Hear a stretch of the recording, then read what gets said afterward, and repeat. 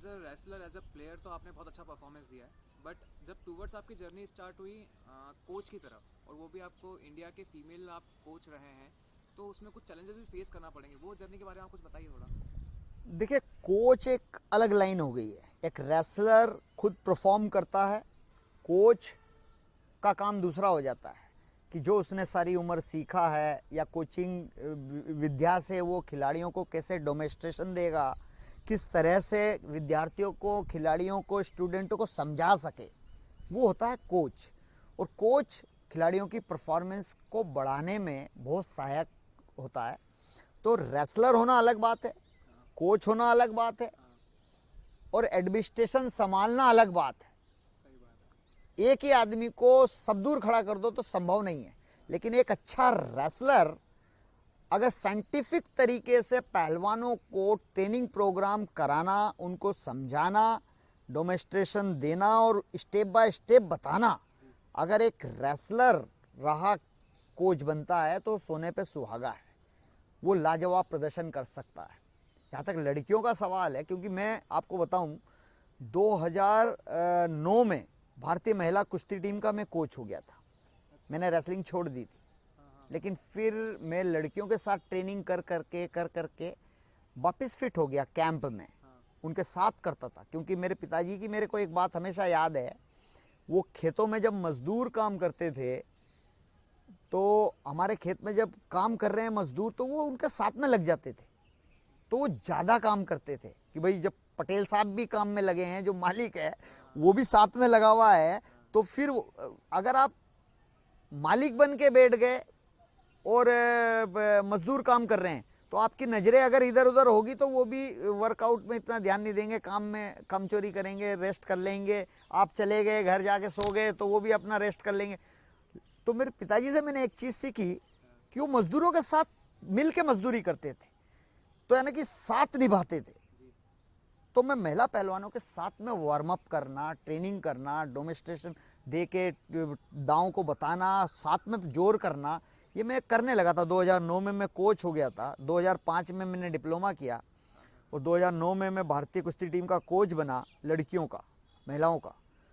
तो साथ में ट्रेनिंग करता था और साथ में ट्रेनिंग करते करते मैं फिट हो गया और 2010 में फिर मैं एक इंटरनेशनल इवेंट में मेडल जीत दिया, क्या बात है। खुद एज अ रेसलर। और फिर मैं कंटिन्यू कोचिंग में आ गया। जहाँ तक महिलाओं का सवाल है, हाँ। तो पुरुषों की तुलना में महिलाएं ज़्यादा अनुशासित होती है। और प्रशिक्षण शिविरों में देखा, क्योंकि उनका जो हार्ट है, दिल है, वो सॉफ्ट होता है, हाँ। तो जोर से भी धमका दिया तो वो थोड़ा सा रोने भी लग जाती है, उनको पुचकारना भी पड़ता है, उनको दिलासा देना पड़ता है। मनोवैज्ञानिक रूप से भारतीय महिलाएं थोड़ी सी डाउन थी जब मैं नेशनल कैंप में गया। उनको मोटिवेट करो तो वो जरूरत से ज़्यादा वर्कआउट कर लेती थी। तो ये मैंने वहाँ पर कुछ सालों में उनके साथ में ट्रेनिंग करके उनकी जो इस तरह की आदतें थी कि भाई वो ट्रेनिंग कर रही है, अगर साइकोलॉजी डाउन हो गई तो उनको मोटिवेट करता था। तो एक कोच सबसे बड़ा साइकोलॉजिस्ट होता है, ये मैंने वहाँ पे सीख लिया था। क्योंकि आप डिप्लोमा कोर्स करके और जाते हो फील्ड में, तो पढ़ के जा रहे हो और करके देख रहे हो, दोनों में बहुत अंतर है। सही बात है। फिर महिलाओं की कई तरह की समस्याएं भी होती है। भाई उनको पीरियड्स होते हैं तो उनके पेट में दर्द होता है। तो ये चीज़ें हमें इतना उस समय नहीं पता था कि भाई हर कई लड़कियां उस पेट का बहाना करके महीने में 4 बार रेस्ट ले ले। और कई लड़कियां इतनी यानी वो रहती थी ट्रेनिंग के प्रति समर्पित कि वो उनको पीरियड्स हो रहे हैं जब भी वो ट्रेनिंग करती थी। तो एक कोच के ये नॉलेज होना चाहिए, मैं समझ रहा हूँ, चाहे महिलाओं का कोच हो, क्योंकि ये कोई बीमारी तो है नहीं। ये एक सबको पता होना चाहिए कि आपको क्या प्रॉब्लम है।